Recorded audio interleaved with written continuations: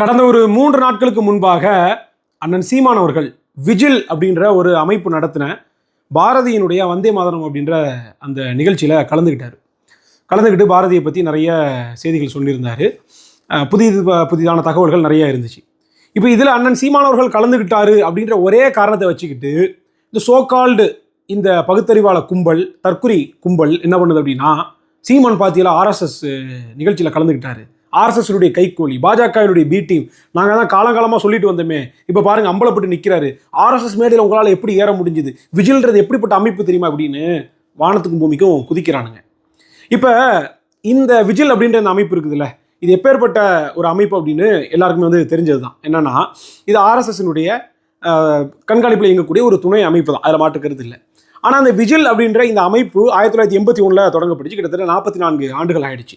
இப்போ இந்த விஜில்ன்ற அமைப்பில் ஆர்எஸ்எஸ் காரங்க மட்டும்தான், அந்த வலதுசாரி கட்சிக்காரங்க மட்டும்தான் பேசியிருக்கிறாங்களான்னா இல்லை, அதை தவிர்த்து எண்ணற்ற நபர்கள் அதில் பேசியிருக்கிறாங்க.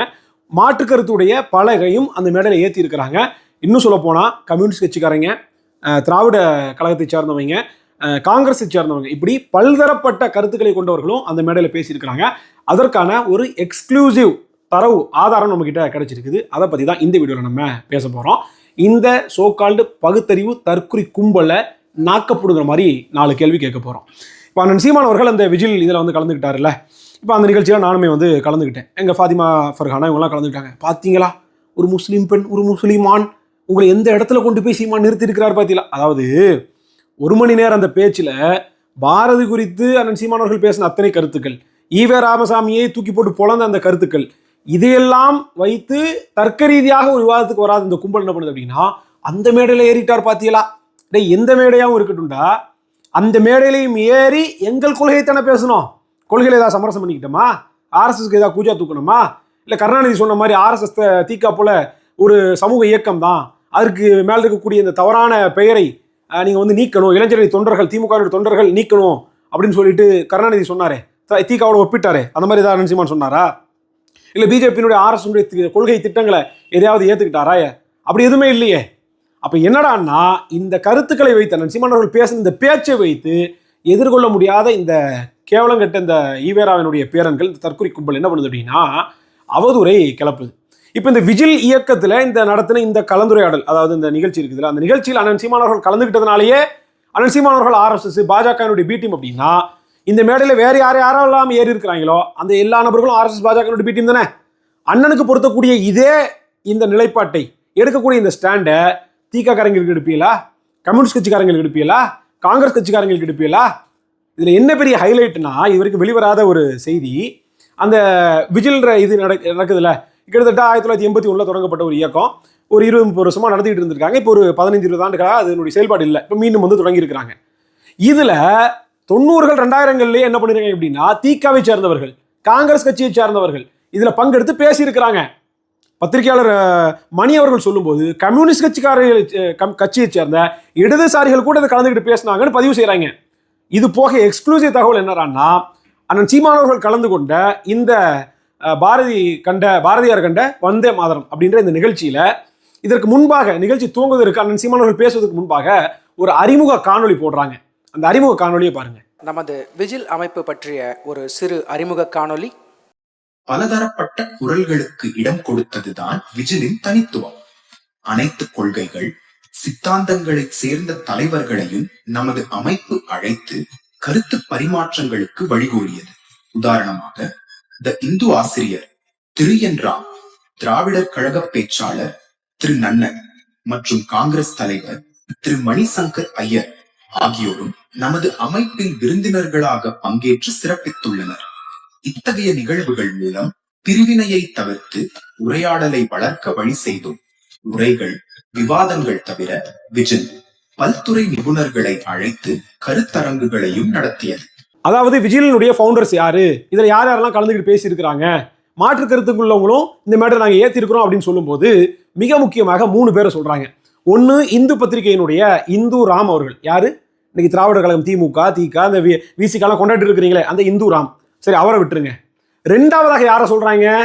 பேராசிரியர் நன்னன். யார் இந்த பேராசிரியர் நன்னன்? பெரியாருடைய சீடர், பெரியாருடைய தொண்டர், திகாவினுடைய முதுபெரும் தலைவர், திமுகவோடு கருணாநிதியோடு ஐயா ஸ்டாலின் அவர்களோடு நட்பு பாராட்டிய மிக முக்கியமான ஒரு ஆள், ஒரு எழுத்தாளர். 20க்கும் மேற்பட்ட புத்தகங்களை எழுதியிருக்கிறார். இந்த நன்னன் அவர்கள் இந்த விஜில் இயக்கம் நடத்தின கருத்தரங்கில் நிகழ்ச்சியில கலந்துக்கிட்டு பேசியிருக்கிறாரு. இப்போ இந்த நன்னன் என்னன்னு சொல்றது? ஆர்எஸ்எஸ்னுடைய பி டீம் சொல்லிடலாமா? பாஜகவுடைய கைக்கூலின்னு சொல்லிடலாமா? இந்த பேராசிரியர் நன்னன் அவர்களுடைய இந்த புத்தகத்தை, எழுத்துக்களை நாட்டுடைமை ஆக்கியிருக்கிறது ஸ்டாலின் அரசு 2023. அப்போ விஜில் இயக்கத்தில் போய் பேசின நன்னன் பாஜகவினுடைய பி டீம், ஆர்எஸ்எஸ் கைக்கூலி. அந்த நன்னனுடைய புத்தகத்தை ஐயா ஸ்டாலின் அவர்கள் நாட்டுடைமை ஆக்குறாங்களே, இப்போ இவங்க என்னது எப்படி ஏத்துக்கிறது? இதை அண்ணன் சீமான் அவர்கள் அந்த மேடையில் பேசினாருன்றதுக்காக ஆர்எஸ்எஸ் கைக்கூலின் நாவு கூசாம பேசக்கூடிய ஈவேராவினுடைய பேரன்கள், ராமசாமி பேரன்கள் நன்னனுக்கும் இதே ஸ்டாண்டை பொறுத்துங்கடா.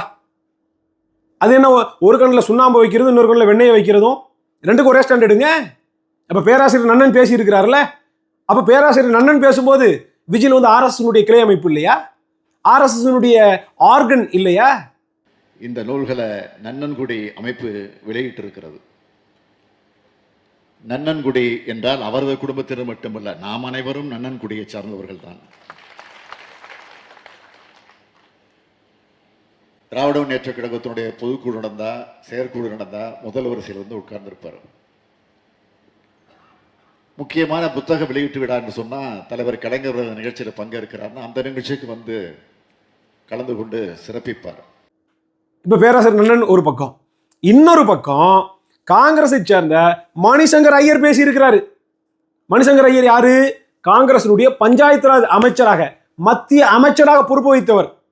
இப்ப இவரை பாஜகவினுடைய பி டீம் சொல்லிடலாமா? இவர் சார்ந்திருக்கக்கூடிய கட்சியை ஆர்எஸ்எஸ் கைக்கூலின்னு சொல்லிடலாமா? காங்கிரஸை சொல்லலாம் சொல்லட்டாலும் ஆர்எஸ்எஸ் கைக்கூலி தான் காங்கிரஸ், அது வேற. உங்க நிலைப்பாட்டை நான் கேட்கிறேன். அப்ப பேராசிரியர் நன்னன் கலந்துக்கிறாரு, மணிசங்கர் ஐயர் கலந்துக்கிறாரு, இந்துராம் கலந்துக்கிறாரு, மூத்த பத்திரிகையாளர் மணி அவர்களுடைய கருத்துப்படி கம்யூனிஸ்ட் கட்சிக்காரங்க கலந்துக்கிறாங்க.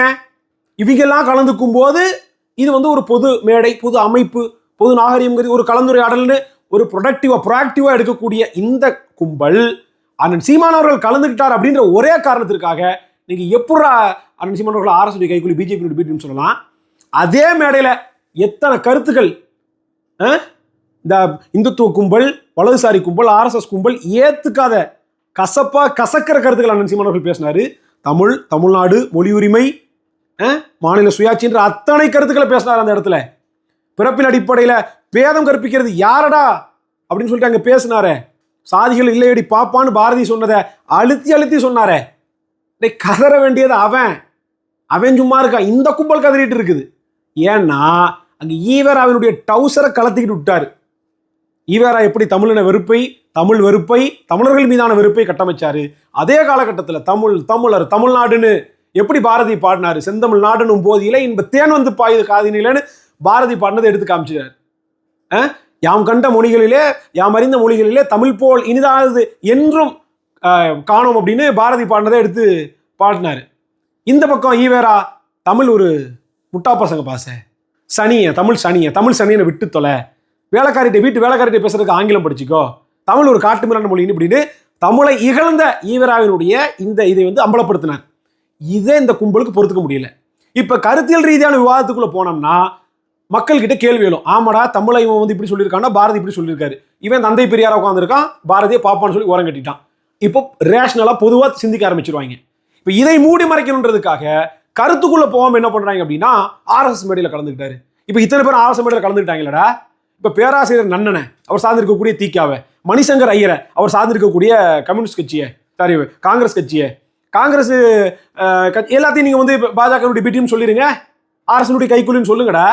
துணிவு இருந்தா சொல்லுங்க. எந்த இடத்துல அண்ணன் சீமான் அவர்கள் கோட்பாட்டில் சமரசம் பண்ணிக்கிட்டாரு? எங்க பேசுறோன்றது முக்கியம் இல்லை, என்ன கருத்தை பேசணும் அதுதான் முக்கியம். நீங்க திமுக மேடையில் நின்றுக்கிட்டு பாஜக சொம்படிச்சிட்டு இருக்கீங்களடா. ராமர் கோயில் கட்டுறதுக்கு நிதி கொடுத்தார திமுக அமைச்சர் செஞ்சி மஸ்தான், நீங்க பேசுறீங்களா? ராமர் தான் திராவிட மாடலினுடைய முன்னோடின்னு அமைச்சர் ரகுபதி பேசினாரே, நீங்க பேசுறீங்களா? தமிழ்நாட்டில் வந்து இந்த பட்டண பிரவேசம் அந்த சம்பவத்தில் ஒரு அமைச்சர் நடமாட முடியாதுன்னு மன்னார்குடி ஜிஆர் பேசினாரு. அந்த ஜிஆர் பக்கத்தில் உட்கார வச்சுக்கிட்டு சேகர்பாபு பேசினார், இவர் ஜிஆர் மிகவும் நல்லவர்னு. ஒரு அமைச்சர் ரோட்டில் முடியாதுன்னு கொலை மிரட்டல் விட்ட ஜிஆரை பார்த்து இவர் நல்லவர்னு சொன்னாரு சேகர்பாபு. என்னடா டேய், என்ன உங்க காலத்துல அந்த கிளர் இன்றைக்கு வரைக்கும் பார்த்தோம்னா ஆர்எஸ்எஸ்க்கு கூஜா தூக்கி பாஜகவுக்கு சொம்படிச்சு ரைட் மேன் என்ன ராங் பார்ட்டின்னு அத்தனையும் பண்ணி மோடியினுடைய குஜராத் படுகொலையை ஆதரித்து மோடிக்கினுடைய நம்பிக்கையில்லா தீர்மானத்தை தோற்கடித்து மோடி ஆட்சியில் அமர்ந்த வைத்து குஜராத்தினுடைய அந்த இனப்படுகொலையை அந்த மாநிலத்தினுடைய உள் விவகாரம் அப்படின்னு புறக்கணிச்சு மோடி நடத்தின கௌரவ யாத்திரையில திமுகவினுடைய எஸ் பழனிமாணிக்கத்தை கலந்துக்க வச்சு இப்படி பாஜகவோடு கூட்டணி வைத்து பாஜகவுடைய அமைச்சரவை பங்கு கொண்டு 99 2004 வரைக்கும் 5 வருஷம் பாஜகவை தாங்கி பிடிச்சி தமிழ்நாட்டில் முதன்முறையாக தமிழ்நாடு சட்டமன்றத்திற்குள்ளாக பைத்தியம் மனநோலை எச் ராஜா போன்ற நபர்களை எல்லாம் நீங்க வந்து சட்டமன்றத்துக்குள்ள கூட்டு போய்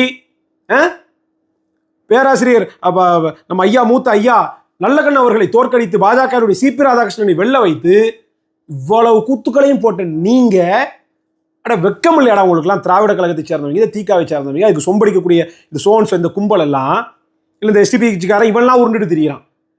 நீங்களாம் பேசலாமா எஸ்டிபி கட்சிக்காரங்கெல்லாம்? அதிமுகவுக்கு சொம்படிச்சிங்க, எடப்பாடியிலேருந்து ராஜேந்திர பாலாஜி சங்கி அவனுக்கெல்லாம் தொப்பி போட்டு நோம்பு கஞ்சி கொடுக்க வச்சு கட்டி பிடிச்சி முத்தம் கொடுத்து நீங்கள்லாம் வந்து கொண்டாடிட்டு இருந்தீங்க. நீங்கள்லாம் பேசுறீங்களா? இதே விஜில் அமைப்பு 2020 ஒரு கருத்தரங்கு நடத்துறாங்க கொரோனா சமயத்தில். அதில் அன்றைக்கு தமிழ்நாட்டினுடைய கல்வித்துறை அமைச்சராக இருந்த மாஃபா பாண்டியராஜன் கலந்துக்கிட்டாரு. இப்போ இந்த எஸ்டிபி கட்சிக்காரெல்லாம் எங்கே போய் மூஞ்சி வச்சுக்க போறீங்க? என்னடா உங்க நிலைப்பாடு? அப்போ ஒரு இயக்கத்தில் ஒரு ஒரு ஒரு பொதுவான ஒரு இயக்கம் எல்லாரையும் கூட்டி ஒரு நடத்தக்கூடிய ஒரு நிகழ்ச்சி, அந்த நிகழ்ச்சியில் கலந்துக்கிட்டார் அப்படின்றதுக்காகவே அவர் பாஜக பிட்டு ஆர்எஸ்எஸ் கைக்கூலினா இதில் என்னன்னு சொல்றது? அதுக்கு அப்படியே 2 நாள் கழிச்சு 11ஆம் தேதி நிகழ்ச்சி நடக்குது, 13ஆம் தேதி திருச்சியில் எங்கள் மாணவர் பாசறை நிகழ்வு நடக்குது. அதில் மோகன் பகவத் சொன்ன ஒரு ஸ்டேட்மெண்ட்டை சொல்லி கருத்தை கேட்குறாங்க. கேட்கும்போது 10 நிமிஷம் திருப்பரங்குன்ற இஷ்யூவில் வச்சு வெளுன்னு வெளுத்தார். இப்போ எங்கடா போச்சு உங்களுடைய பாஜகனுடைய கைக்கூலி ஆர்எஸ்எஸ் பிடி எங்கே போச்சு? மோகன் பகவத்துக்கு எதிராக அவ்வளோ செய்திகளை பேசினாரே. இவனுங்களா ஒரு கட்டமைப்பு உண்டு பண்ணி வச்சிருக்கிறானுங்க. கேட்டால் திருப்பரங்குன்றத்தில் ஸ்டாலின் என்ன பண்ணாரு தெரியுமா? என்ன பண்ணாரு? திருப்பரங்குன்றத்துக்கு அடிப்படை பிரச்சனைக்கு காரணம் யாரு? காலங்காலமாக நூற்றாண்டுகளாக இருக்கக்கூடிய வழிமுறை, கடா வெட்டுறது, அங்கே கந்தூரி கொடுக்கறது, நேர்ச்சி விநியோகம் பண்ணுறது. அப்படி ஒருத்தர் ஒரு இஸ்லாமியர் கடாயை தூக்கிட்டு மேலே ஏறுறாரு. தடுத்து நிறுத்தி அதை பிரச்சனையாக்குது தமிழ்நாடு காவல்துறை. அதனை கை கட்டி வேடிக்கை பார்த்தது தமிழ்நாடு அரசு. தமிழ்நாடு காவல்துறை இப்படி ஒரு ஒரு மத உரிமையை பறிக்குது, காலகாலமாக இருக்கக்கூடிய ஒரு நடைமுறைக்கு மாற்றமாக செய்து ஒரு பொறுப்புள்ள தமிழ்நாடு அரசு அந்த காவல்துறை கையில் வச்சிருக்கக்கூடிய அமைச்சர் முதலமைச்சர் மு க ஸ்டாலின் என்ன செய்யணும்? என்னப்பா காலங்காலமாக இருக்கக்கூடிய ஒரு நடைமுறை ஏன்பா தடுக்கிற அப்படின்னு சொல்லி சம்பந்தப்பட்ட நபர் மீது துறை ரீதியாக நடவடிக்கை எடுத்து அந்த இஸ்லாமியருடைய வழிபாட்டு உரிமையை காத்திருந்தாருன்னா இவர் உண்மையிலேயே திராவிட மாடல் அரசர், சிறுபான்மையினருடைய பாதுகாவலர். கை கட்டி வேடிக்கை பார்த்து முளையிலேயே கிள்ளி வரிய வேண்டிய ஒரு பஞ்சாயத்தை இவ்வளவு பெருசாக ஆக விட்டு வேடிக்கை பார்த்து போட்டு இப்போ உட்காந்து சாவர நேரத்தில் சங்கராச்சங்கரான்னு கத்துறாங்க. இதில் வந்து ஆர்எஸ்எஸ் வந்து எதிர்க்கக்கூடிய நபர்கள் இவங்க. என்ன கேலி கூத்து! எந்த ஆண்டும் இல்லாத அளவுக்கு இந்த வருஷம் விநாயகர் சதுர்த்தி அப்போ வடநாட்டில் மூடுவாங்க, யூபியில் குஜராத்தில் எல்லாம் பள்ளிவாசலை வந்து திரையிட்டு மூடுவாங்க. இந்த தமிழ்நாட்டில் சென்னையில் மூடப்பட்டுச்சா இல்லையா? புளியந்தோப்பு பகுதியில், அப்புறம் இங்கே பூந்தமல்லியில், ஆவடி பக்கம் பட்டாபிராமில் இங்கெல்லாம் பள்ளிவாசல்களை மூடிங்களா இல்லையா? என்னடா திராவிட மாடல் ஆட்சி, சமூக நீதி ஆட்சி, மானங்கெட்டவங்களா? அப்போ இவ்வளவு இருக்குது, இவ்வளவு செய்திகள் பேசலாம். அப்போ ஒரு மேடையில் ஏறி ஒருத்தர் பேசிட்டாருன்றதுக்காகவே அவர் வந்து பாஜகவினுடைய பீட்டு கைக்கூலி. அதில் அண்ணன் சீமான் அவர்கள் சொன்ன ஒரே ஒரு வார்த்தையை மட்டும் பிடிச்சிக்கிட்டானுங்க.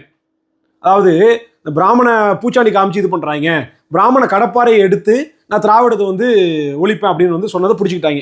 இந்த ஒரு கருத்தை பிடிச்சிக்கிட்டாங்க. இது எப்படி சொல்லலாம் அப்படின்னு கிளம்புறாங்க. அதாவது அண்ணாதுரை இருக்கார்ல, திமுகவினுடைய ஃபவுண்டர் ஆஃப் டிஎம்கே. இந்த அண்ணாதுரை என்ன பண்ணுறாரு? திமுகவினுடைய கொள்கை வகுப்பு அணின்னு சொல்லிட்டு திமுகவினுடைய கொள்கையை வகுப்பதற்காக ஒரு அணி உருவாக்குறாரு. இந்த அணியில விபி ராமன் சொல்லப்படக்கூடிய ஒரு பிராமணரை சேர்க்கிறாரு. என்னங்க பிராமணர் அல்லாதார் இயக்கம்னு சொன்னீங்க, பார்ப்பனிய எதிர்ப்புன்னீங்க, நான் பிராமின் மேனிஃபெஸ்டோ வெளியிட்டீங்க, பார்ப்பனரை ஒழிப்பதான் உங்க நோக்கம்னு சொன்னீங்க. திமுகவினுடைய கொள்கை வகுப்பு அணியிலேயே ஒரு விபி ராமன்ற ஒரு பார்ப்பனை சேர்க்குறீங்களேங்க, எப்படிங்க இது வந்து லாஜிக்கே பொருந்தலையங்க அப்படின்னு சொல்லி கேட்கும்போது அண்ணாதுரை சொன்னாரு, பார்ப்பனரை வைத்து பார்ப்பனியத்தை ஒழிப்பேன்னாரு. அது எப்படி பார்ப்பனரை வைத்து பார்ப்பனியத்தை ஒழிப்பீங்க அப்படின்னு ஒருத்தர் யாரும் கேட்கலையே. அதே மாதிரியான ஒரு ஸ்டேட்மெண்ட் தான் இது. அப்போ இந்த ஒரு வார்த்தையை மட்டும் பிடிச்சி வச்சுக்கிட்டு மற்றது எல்லாத்தையும் மறுக்கிறானுங்க. அப்போ என்ன கருத்தை பேசுகிறோம் அப்படின்றது தான் மிக மிக முக்கியமானது. ஆர்எஸ்எஸ் மேடையில் இருந்தாலும் விஜில் மேடையாக இருந்தாலும் தான் கொண்ட கொள்கையில் கோட்பாட்டில் சமரசம் செய்யாமல் அண்ணன் சீமான் அவர்கள் பேசுனாங்க பார்த்தீங்களா, அவன் ஆண்மகன். நீங்கள் அண்டி ஒண்டி பாஜகவுக்கு ஆர்எஸ்எஸ்க்கு கால் கழுவி விடக்கூடிய கும்பல் நீங்கள்லாம் பேசலாம் அண்ணன் சீமான் அவர்களை பற்றி, நாம் தமிழர் கட்சியை பற்றி. ஒன்னே ஒன்று தான், எங்கள் ஜென்யூனிட்டியை எங்கள் நம்பகத்தன்மையை ப்ரூவ் பண்ண வேண்டிய எந்த அவசியமும் கிடையாது. நான் வெளிப்படையாக சவால் விடுறேன், யார் பாஜகனுடைய பி டீம்னு விவாதிக்கிறதுக்கு திமுகலையோ தீக்காலையோ அதுக்கு சொம்படிக்கக்கூடிய இந்த இஸ்லாமிய இயக்கங்கள் கட்சிகள்லையோ யாராக இருந்தாலும் வாங்க. நாம் தமிழர் கட்சியுடைய மாணவர் பாசறை மாநில ஒருங்கிணைப்பாளர் அதிகாரப்பூர்வ பிரதிநிதியாக நான் வாரேன், பேசி பார்த்துருவோமா? ஓப்பன் டிபேட், நம்ம கத்தி தூக்க வேண்டாம், எதுவும் பண்ண வேண்டாம், அவதூறு எதுவும் பேச வேண்டாம்.